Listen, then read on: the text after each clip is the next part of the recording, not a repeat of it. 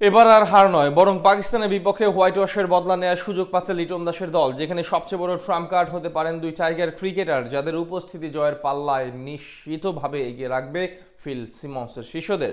ফখর জামান কিংবা সাইম আইয়ুবদের শিবিরে ভীতি ছড়াতেও তাদের হাতের ইশারাই যথেষ্ট।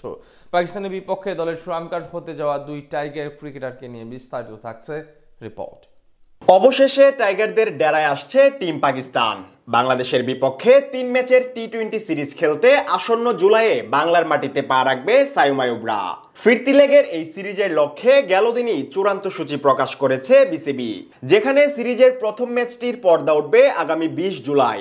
এরপর দ্বিতীয় এবং তৃতীয় ম্যাচটি হবে যথাক্রমে 22 ও 24 জুলাই। তাছাড়া সিরিজের সবকটি ম্যাচই মাঠে গড়াবে টাইগারদের হোম অফ ক্রিকেট খ্যাত মিরপুর জাতীয় স্টেডিয়ামে। ফলে এবার পাকিস্তান বধের বড় সুযোগ পাচ্ছে লিটন দাসের দল। বিগত সিরিজের ব্যর্থতা ভুলাতে এবার দলের ট্রাম্প কার্ড হতে পারেন দেশসেরা দুই টাইগার ক্রিকেটার, যাদের উপস্থিতিতে পাক ক্রিকেটারদের বিপক্ষে জয়ের পাল্লায় অনেকটাই এগিয়ে থাকবে টাইগাররা।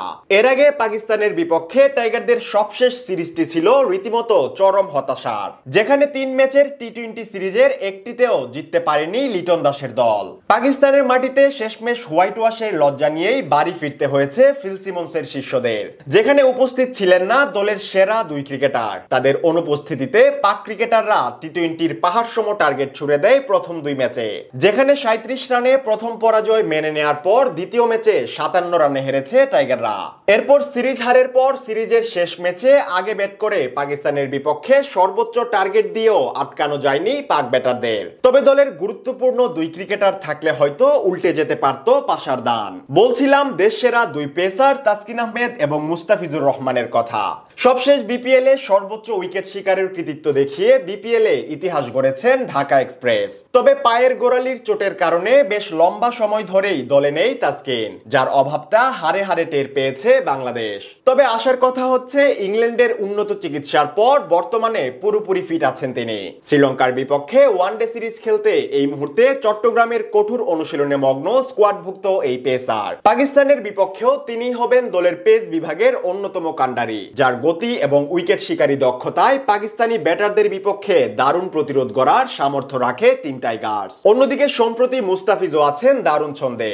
সবশেষ আইপিএল এ দিল্লির হয়ে নিজেকে পুরোপুরি মেলে ধরতে সক্ষম হয়েছেন টাইগারদের কাটার মাস্টার।